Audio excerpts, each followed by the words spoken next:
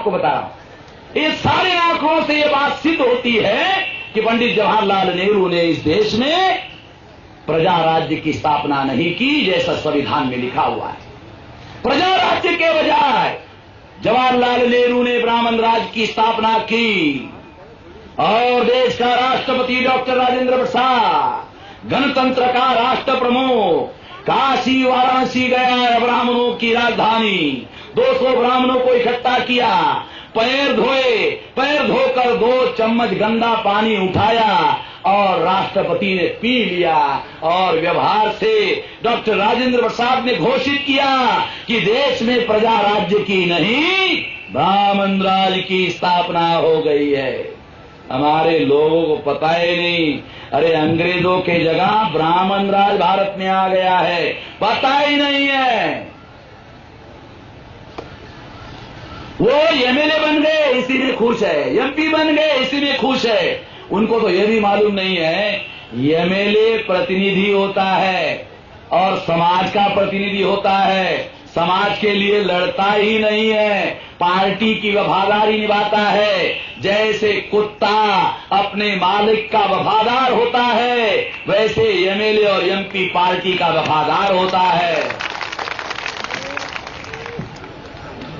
काल्पनिक बातें नहीं कह रहे, मेरे पास बहुत सारा तथ्य है, सबूत है, बताऊंगा, बहुत लंबा समय हो जाएगा।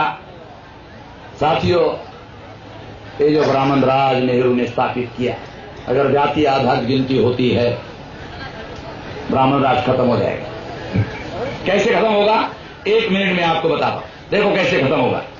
3% ब्राह्मण 15% मुसलमानों को कहता है, 15% मुसलमान अल्पसंख्यक है। को समझ आ रहा है?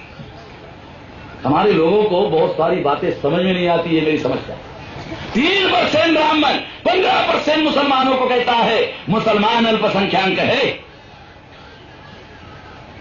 अरे 15% मुसलमान अगर अल्पसंख्यक है तो ब्राह्मण 3% मुसलमानों के मुकाबले में 5 गुना अल्पसंख्यक है।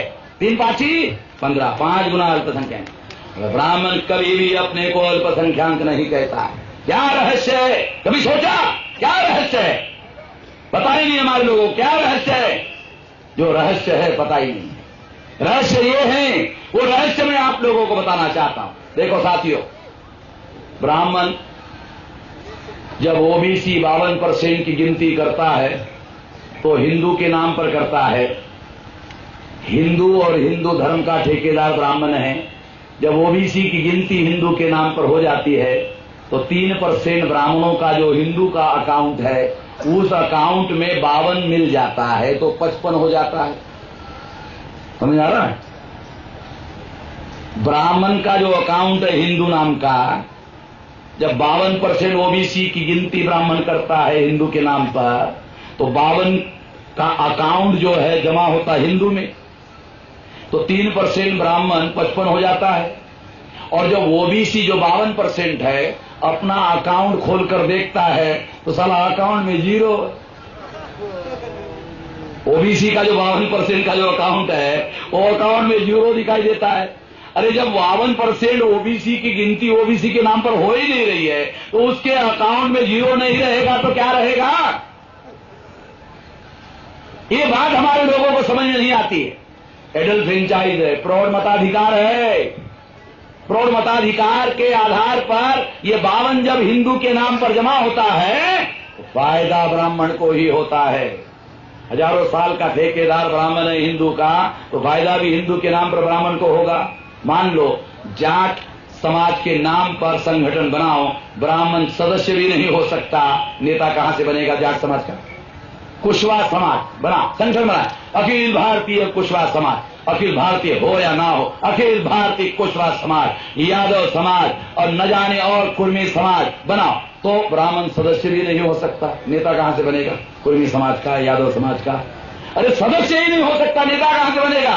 मगर वही ब्राह्मण जब हिंदू के नाम पर संगठन बनाता है, सारे 52 को हिंदू में जमा कर देता है और सभी 52 का नेता बन जाता है। हिंदू का नेता ब्राह्मण ही बनता है, हिंदू का नेता कभी कोई ओबीसी नहीं बन सकता है।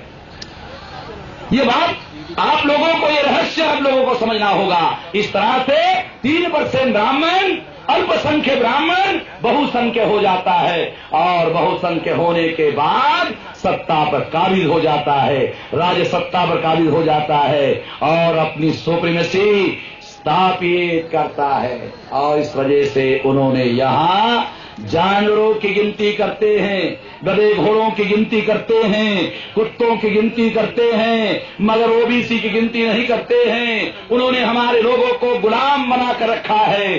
गुलामी हमारी सबसे बड़ी समस्या है, आजादी सबसे बड़ा समाधान। आजादी कैसे मिलेगी? आजादी मिलने के दो तरीके हैं। एक तरीका है, दुनिया वालों ने बताया, हथियारबंद आंदोलन चलाना होगा, ये हिंसक होता है इसलिए हम नहीं मानते। दूसरा तरीका है जन आंदोलन। जन आंदोलन को करना होगा। और जन आंदोलन कैसे होगा? जन आंदोलन कैसे होगा आपको बताता हूं। 26 राज्यों में मिनिमम 550 जिलों में, 5000 तहसीलों में, 50,000 ब्लॉक में, 6 लाख गांव में अगर संगठन बनाओ और एक गांव में अगर 50 लोगों को एवरेज तय करो, 6 लाख इंटू 50 3 करोड़, 100 करोड़ 6 करोड़, 150 करोड़ 9 करोड़, 200 करोड़ 12 करोड़, 250 करोड़ एक गांव में 15 करोड़, मिनिमम 3 करोड़ और मैक्सिमम 15 करोड़ लोगों को अगर आप तैयार करते हो तो ये आंदोलन नहीं रहेगा, ये जन आंदोलन हो जाएगा। और अगर ये जन आंदोलन हो गया तो आप खुद मुख्तियार हो सकते हो, आजाद हो सकते हो। आज भी हमारे